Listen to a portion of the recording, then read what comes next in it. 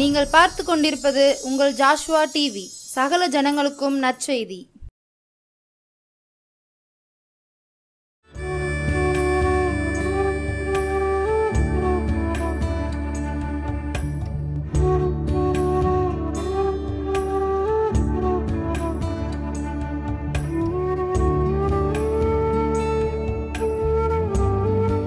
இந்த நாளிலும் கூட நாம் தியானிக்கும்படியாக தெரிந்து கொள்ளப்பட்ட வேத வசனம் ஆதியாகமம் 6வது அதிகாரம் 8வது வசனம் பார்க்கலாம். நோவாவுக்கோ கர்த்தருடைய கண்களில் கிருபை கிடைத்தது.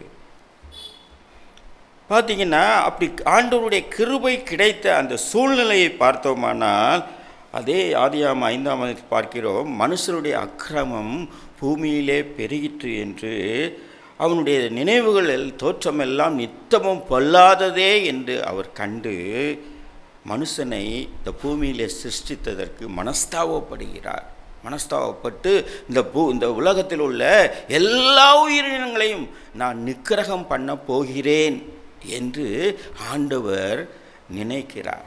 ஆண்டவர் அப்படியாக செயல்படுத்த நினைக்கும் பொழுது தான் அந்த சூழ்நிலையில் தான் நோவாவுக்கோ கர்த்தருடைய கண்களில் கிருபை கிடைத்தது.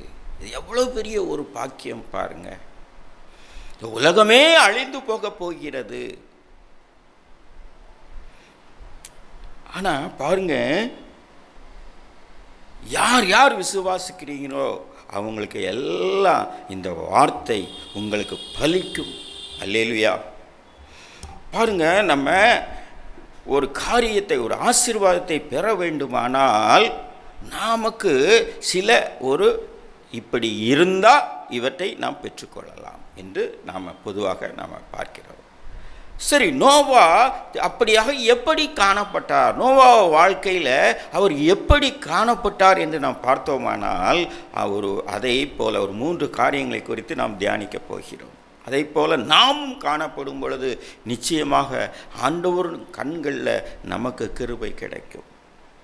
சரி பாருங்க, அதே அதிகாரம் ஆதியாகமம் 6வது அதிகாரத்தில் பாருங்க 9ஆம் வசனத்தில் பார்த்தோமானால்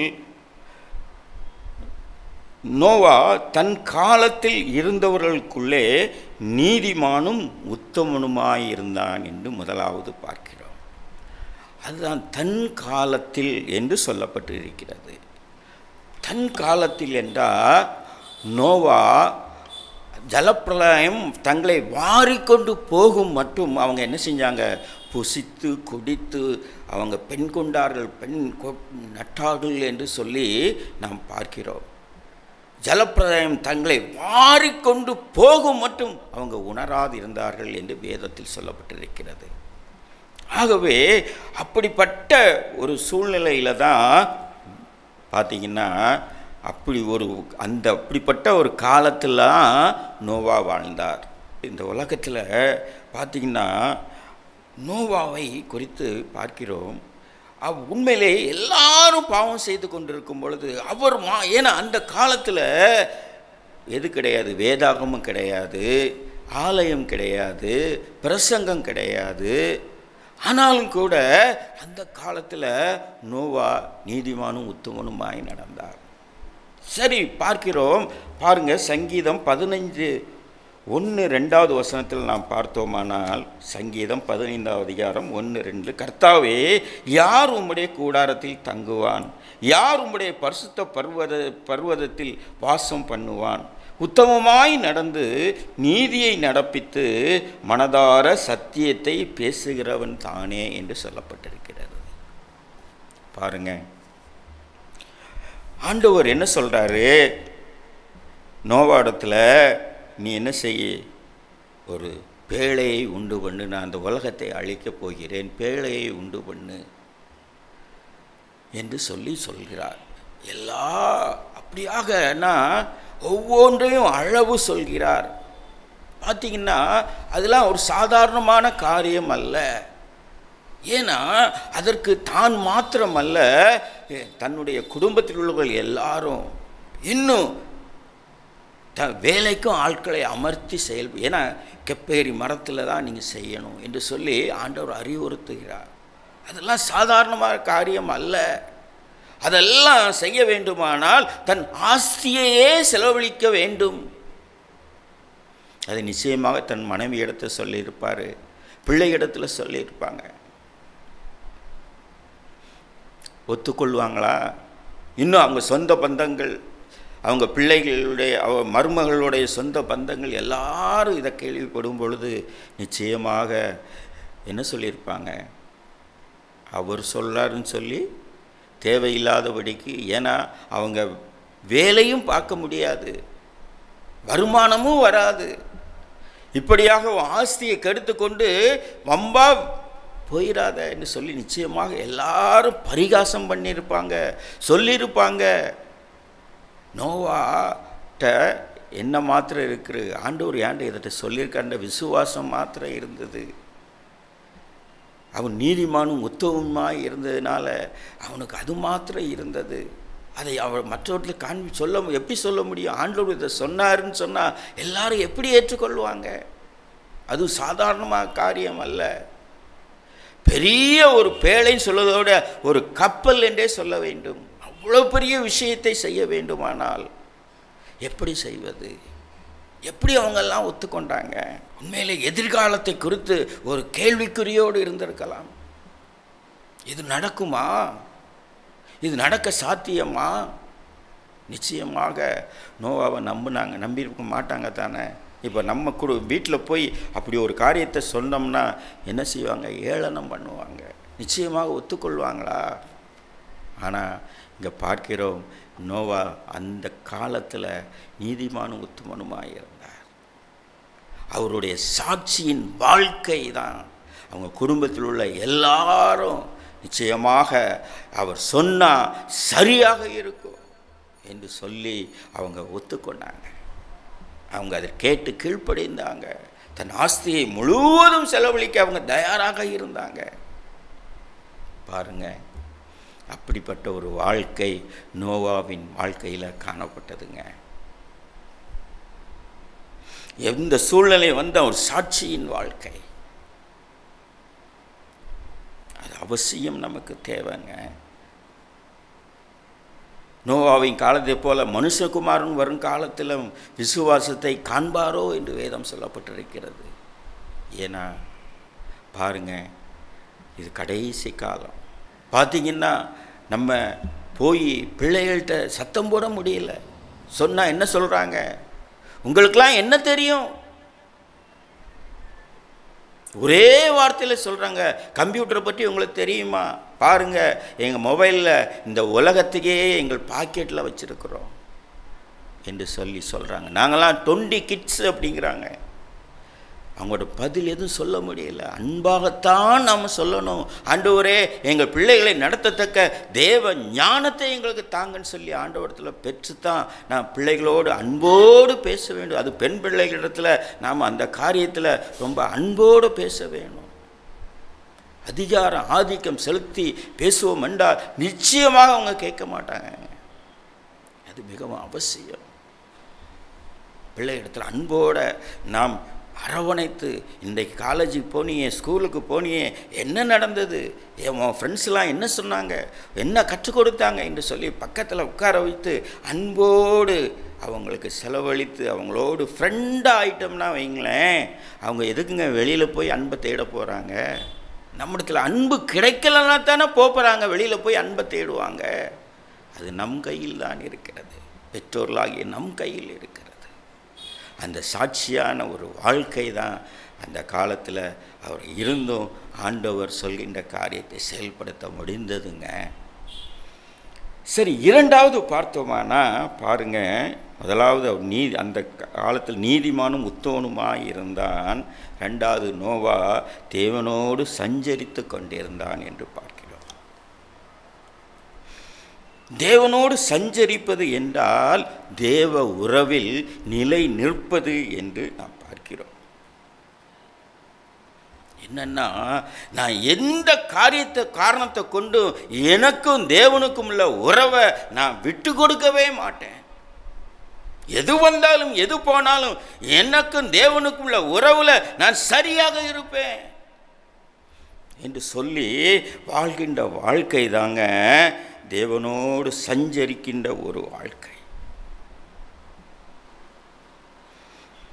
பாருங்க, அதே ஆதியாகமம் 6வது அதிகாரத்தில் 13வது வசனத்தில் தேவன் நோவாவை நோக்கி, மாம்சமான யாவொரு முடிவும் எனக்கு முன்பாக வந்தது, அவர்களாக பூமி கொடுமையினால் நிறைந்தது, நான் அவர்களை பூமியோடு கூட அழித்து போடுவேன் என்று சொல்லி யார்கிட்ட நோவாவிடத்தில் வந்து ஆண்டவர் தன்னுடைய ஆதங்கத்தை கொட்டுகிறார். பாருங்க, தேவனோடு சஞ்சரிக்கின்ற காரியம் அது என்னங்க என்று பார்த்தால் நாம் பார்க்கிறோம். யோவான் 15ஆம் அதிகாரத்தில் பாருங்க, 4வது வசனம் பார்த்தோம்னா, என்னில் நிலைத்திருங்கள், நானும் உங்களில் நிலைத்திருப்பேன்.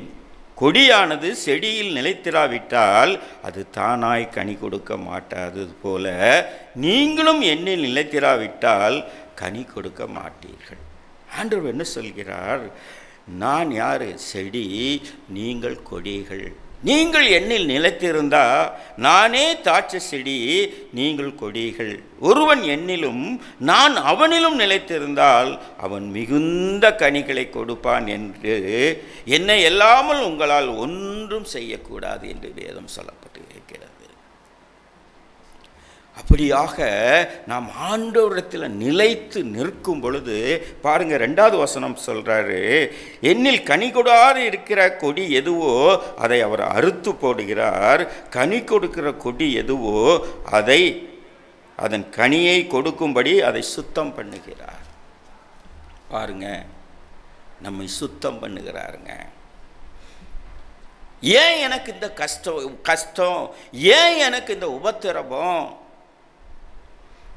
என்று சொல்லி நாம் கூட ஏன் எனக்கு மாத்திரம் இப்படி நடக்கிறதே என்று சொல்லி நாம் ஒவ்வொரு வேளையில் நாம் என்ன செய்கிறோம்? ஏன் எனக்கு மாத்திரம் இந்த பாடுகள்? சில பாடுகளை ஆண்டவர் அனுமதிக்கிறாருங்க. ஏன் அந்த பாடுகள்னா, சில வேண்டாத, ஆண்டவருக்கு விருப்பமில்லாத இருதயம், ஆண்டவர் சித்தத்திற்கு இடையூறாக இருக்கின்ற சுபாவங்கள், இன்னும் நம்மை என்னென்ன காரியங்களை நம்ம கொடுக்க ஆசீர்வதிக்க விரும்புகிறாரோ அதற்கு ஏற்ற காரியங்களின் அதனுடைய அவசியத்தை நாம் உணர்ந்து கொள்ளும்படியாகத்தாங்க அந்த கஷ்டம். அதைத்தான் அந்த கொடியில், அந்த திராட்சை கொடியில் அது என்ன செய்கிறாங்க? சுத்தம் படுத்துவது என்றால் அதனுடைய இலையை கட் பண்ணுவாங்க. அப்பொழுதுதான் அது என்ன செய்யும்?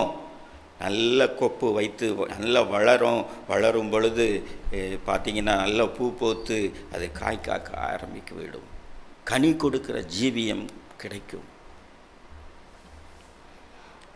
சரி பாருங்க, அதான் சொல்கிறாரு 1 பேதுரு 5ஆம் அதிகாரம் 10வது வசனத்தில் நாம் போய் பார்க்கிறோம்.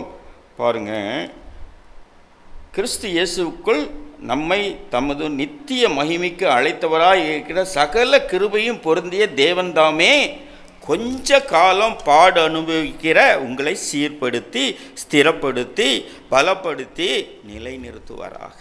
அதுதான் நிலைநிறுத்துவதுங்க. அப்படி நிலைநிறுத்தும் பொழுது என்ன நடக்கும்? யோவான் 15ஆம் அதிகாரத்தில் 7வது வசனம் பார்க்கிறோம். நீங்கள் என்னிலும் என் வார்த்தைகள் உங்களிலும் நிலைத்திருந்தால் நீங்கள் கேட்டுக்கொள்வது எதுவோ அது உங்களுக்கு செய்யப்படும். வார்த்தையில் நிலைத்து நிற்பது. 3வது காரியம் நம்ம பார்த்தோம்னா பாருங்க, இன்னொன்று பாருங்க, நோவா அந்த பேழையை போய் ஒரு கடற்கரை ஓரத்துலேயோ எங்கேயோ போய் கட்டலைங்க, தான் வீட்டு முன்னாலேயே கட்டினார். அவர் விசுவாசம் ஆண்டவரோடு சஞ்சரித்ததுனால நம்ம எப்படியும் மழை வரும், தன்னாலே அந்த பேழை என்ன செய்யும்? மிதக்க ஆரம்பிக்கும். அதுதான் ஏற்ற நேரத்தில் உங்களை உயர்த்தும்படிக்கு அவருடைய பலத்த கரத்தில் அடங்கி இருங்கள்.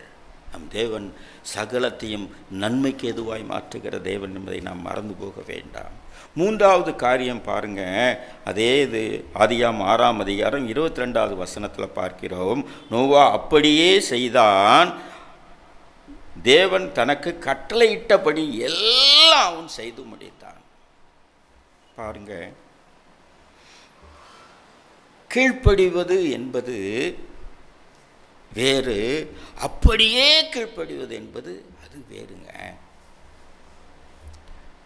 ஏன்னா ஆண்டவர் சொல்றார், பழியை பார்க்கிலும் கீழ்ப்படிவது உத்தமம். அதனால தான் நம்ம கீழ்ப்படிய வேண்டும் என்று ஆண்டவர் விரும்புகிறார். அப்படியே கீழ்ப்படிந்தாருங்க. அது மாத்திரமல்ல, பாருங்க, யோசித்து பாருங்களேன், அந்த பேழையை நாம் உண்டு பண்ணுகிறார். இன்னும் ஒவ்வொரு மிருக ஜீவன்கள் எல்லாம், எல்லா பிராணிகளும் என்ன செய்யும், ஜோடு ஜோடாக வரும் என்று ஆண்டவர் சொல்லி இருந்தார். அதற்கு எல்லாம் ஏற்ற வசதிகளை செய்து கொடுக்க வேண்டும். அதற்கு ஏற்ற உணவு வகைகளை எல்லாம் சேகரித்து அங்கே என்ன செய்ய வேணும், பேழைக்குள்ள கொண்டு போகணும். சாதாரண காரியமாங்க? இதை சாதாரணமாக எடுத்துக்கொள்ள முடியுமா? இது எப்படிங்க நடக்கும்? அது எப்படி தன்னாலே வந்துருமா அந்த மிருக ஜீவன்கள் எல்லாம்? இது உண்மையாக நடக்குமா? நினைத்து பாருங்க அந்த சூழ்நிலையை. அவ்வளோ பெரிய ஒரு பிழையில் எல்லா மிருகங்களுக்கும், உலகத்தில் உள்ள எல்லா மிருகம் பிராணிகளுக்கு எல்லாம் ஜோடு ஜோடாக வந்ததற்கு எல்லாம் உணவு காரியங்கள், மற்ற அதனுடைய காரியங்கள் எல்லாம் எப்படி சேகரித்து அவைகளை எல்லாம் வைக்க முடியும்? சாதாரணமாக காரியம் அல்லங்க. ஆனாலும் பாருங்க, எபிரேயர் 7வது வசனத்தில் பார்க்கிறோம், விசுவாசத்தினாலே நோவா தற்காலத்திலே காணாதவைகளை குறித்து தேவ எச்சரிப்பு பெற்று பயபக்தி உள்ளவனாகி தன் குடும்பத்தை ரட்சிப்பதற்கு பேழையை உண்டு பண்ணினான். அதனாலே அவன் உலகம் ஆக்கினைக்குள்ளானதென்று தீர்த்து விசுவாசத்தின் உண்டாகும் நீதிக்கு சுதந்திரவாளியானான். பாருங்க, காணாததை குறித்து தேவ எச்சரிப்பு பெற்று பயபக்தி உள்ளவனாகி தன் குடும்பத்தை ரட்சிப்பதற்கு பேழையை உண்டு பண்ணினான். அதனாலே அவன் உலகம் ஆக்கினைக்குள்ளானதென்று தீர்த்து விசுவாசத்தினுண்டாகும் நீதிக்கு சுதந்திரவாளியானான். பாருங்க, காணாததை குறித்து தேவ எச்சரிப்பை பெறுகிறான். எவ்வளோ பெரிய ஒரு காரியம்! ஆனாலும் கூட என் தேவன் வாக்குத்தத்தம் பண்ணின தேவன் உண்மையுள்ளவர் என்று அவன் விசுவாசித்தபடியினால எல்லாவற்றையும் அவர் அப்படியே செய்தான் என்று பார்க்க. இன்னும் பாருங்க, விசுவாசத்தில் அப்படி அவர் பண்ண காரணம் என்னவென்றால், 1 கொரிந்தியரில் பார்த்தோம்னா, 1 கொரிந்தியர் 2ஆம் அதிகாரம் 4வது வசனத்தில் பார்க்கிறோம், உங்கள் விசுவாசம் மனிதனுடைய ஞானத்தில் அல்ல தேவனுடைய பலத்தில் நிற்கும்படிக்கு. நாம் மனிதனுடைய ஞானத்தினால் அந்த விசுவாசம் இல்லை, தேவனுடைய பலத்தில் நிற்கும்படிக்கு வருகின்றது தான் ஒரு உண்மையான விசுவாசம். அந்த விசுவாசம் நோவாவினத்தில் காணப்பட்டது. தன் ஆஸ்தி முழுவதையும் செலவழித்து செயல்பட்டார். பாருங்கங்க, அதற்கு அவர் கிடைத்த ஆசீர்வாதம் என்ன? ஆதியாகமம் 7வது அதிகாரத்தில் 1வது வசனம் பார்க்கிறோம், கர்த்தர் நோவாவை நோக்கி, நீயும் உன் வீட்டார் அனைவரும் பேழைக்குள் பிரவேசியுங்கள், இந்த சந்ததியில் உன்னை எனக்கு முன்பாக நீதிமானாக கண்டேன் என்று ஆண்டவர் சொல்கிறார். உங்கள் குடும்பத்தில் உள்ள அந்த 8 பேர் பேழைக்குள் செல்லும்படியான கிருபையை ஆண்டவர் கொடுக்கிறார். உலகமே அழிந்தது. இன்றும் அரப்ராத் மலையில் அந்த நோவா ஆர்க் என்று சொல்லக்கூடிய அந்த பேழையை இன்றும் வைத்திருக்கிறாங்க. இது எல்லாம் உண்மை, யாரும் இல்லை என்று சொல்ல முடியாது. பாருங்க, அப்படியாக எல்லாம் முடிந்து ஜல பிரளயம் முடிந்து வந்தவுடனே இந்த உலகமே நோவா குடும்பத்திற்கு மாத்திரம் சொந்தங்க. பாருங்க, உலகத்தையே கொடுத்து விட்டார் நோவா கையில். உண்மையிலேயே பாருங்கள், இன்னும் பார்த்தோம்னா 2 பேதுருவில் ஆண்டவர் சொல்கிறாரு, இதை இந்த இந்த உலகத்தை ஜலப்பிரளயம் வந்து உலகத்தை அழித்ததை ஆண்டவர் என்ன செய்கிறார்? திஷ்டாந்தரமாக வைத்திருக்கிறாருங்க. சோதோம் குமாரம் பட்டணத்தை அழித்ததை போல் அதை ஒரு முன்மாதிரியாக நமக்கு வைத்து சென்றிருக்கிறார். அதனால தான் நாம் நிச்சயமாக அந்த காரியத்தில் நம்ம ஆண்டவரில் ஒப்பு கொடுத்து, ஆண்டவரே எனக்கு நீங்கள் இந்த விஷயத்தில் ஆண்டவரே என்னை பலப்படுத்துங்க என்று சொல்லி நோவாவை போல அந்த 3 காரியத்தில் இந்த கடைசி காலத்தில் நாமும் நீதிமானும் உத்தமனுமாய் நாம் இருக்கணும். கஷ்டந்தாங்க, எடுத்த உடனே அது முடியாது தான். ஆனால் ஆண்டவருக்குள்ளே நம்ம அர்ப்பணித்து நாம் ஆண்டவருடைய வார்த்தைகளை உட்கொள்ள நமக்குள்ளாக நாம் நீதியும் நமக்கு பரிசுத்த ஆவியானவர் வந்து விடுவார், நம்மை வழி நடத்துவார். அதான் துன்மார்க்குடைய ஆலோசனையில் நடவாமலும் பாவியின் வழியில் நில்லாமலும் பரியாசக்காரர்கள் உட்காரும் இடத்தில் உட்காராமலும் வேதத்தில் பிரியமாய் இருந்து இரவும் பகலும் தியானிக்கிற மனுஷன் பாக்கியவான். அவன் எப்படி இருக்கிறான்? நீர்க்கால் ஓரங்கள் நடப்பட்ட மரத்தை போல, இலையுதிராது இருக்கிற மரத்தை போல இருப்பான். தன் காலத்தில் தன் கனியை தந்து இலையுதிராது இருக்கிற மரத்தை போல் இருப்பான். அவன் செய்வதெல்லாம் வாய்க்கும் என்று சொல்லப்பட்டிருக்கிறது. நாமும் நம்மை அர்ப்பணிக்கும் பொழுது ஆண்டவர் நமக்குள்ளாக வந்து வாசம் பண்ணுவார். அதான் மகனே உன் இருதயத்தை தா என்று கேட்கிறார். வாசம் பண்ணுவார், நம்மை வழி நடத்துவார். ஒவ்வொரு காரியத்திலும் பரிசுத்த ஆவியானவர் நம்மை வழி நடத்துவார். வழி நடத்தும் பொழுது நம்ம சகல காரியத்திலும் ஆண்டவர் விரும்புகின்ற வண்ணமாக இருக்க வேண்டும். 3 காரியத்தை பார்த்தோம். நீதிமானும் உத்தமனுமாய் வாழ்கின்ற காரியம், 2வது காரியம் தேவனோடு சஞ்சரிக்கின்ற காரியம், 3வது காரியம் அப்படியே செய்தான் கீழ்ப்படுகின்ற காரியம். இந்த 3 காரியங்களும் நம்மை சரிப்படுத்திக் கொள்ளுவோம். ஆண்டவர் சமூகத்தில் நம்ம அர்ப்பணித்து ஜெபிக்கலாம். ஆண்டவரே இந்த 3 காரியத்தை குறித்து பார்த்தோம். ஆண்டவரே குறைவுள்ளவர்கள் தான் ஆண்டவரே, கிருபையாக இறங்கி ஆண்டவரே எங்களை மாற்றுங்க. ஆண்டவரே தேவனாலே எல்லாம் கூடும், மனுஷனால் கூடாதவைகள் தான் தேவனாலே எல்லாம் கூடும் என்று சொல்லியிருக்கிறீங்க. ஆண்டவரே உம்முடைய சமூகத்தில் அர்ப்பணிக்கிறோம். ஆண்டவரே இந்த காரியத்தில் நோவாவை போல நாங்களும் வாழ்ந்து ஆண்டவரே உம்முடைய கண்களில் கிருபை கிடைக்கத்தக்கதான அனுக்கிரகத்தை எங்கள் ஒவ்வொருவருக்கும் தாங்க. யார் யார் கேட்கிறார்களோ அவர்கள் எல்லாரும் இயேசுவின் நாமத்தினாலே பெற்றுக்கொள்வார்கள். இயேசுவின் நாமத்தினாலே நான் இந்த வார்த்தை இவர்களோடு அனுப்புகிறேன், செயல்படுவதாக இயேசுவின் நாமத்தினாலே. கிருபைகளை கேட்கிற எவனும் பெற்றுக்கொள்வான் என்ற வார்த்தையின்படி கேட்கிற ஒவ்வொருவருக்கும் கொடுங்க. ஆண்டவரே வழி நடத்துங்க, பாதுகாத்து கொள்ளுங்க. இயேசு கிறிஸ்துவின் இன்ப நாமத்தில் வேண்டிக் கொள்கிறேன் ஜீவனும் நல்ல பிதாவே. ஆமேன், ஆமேன்.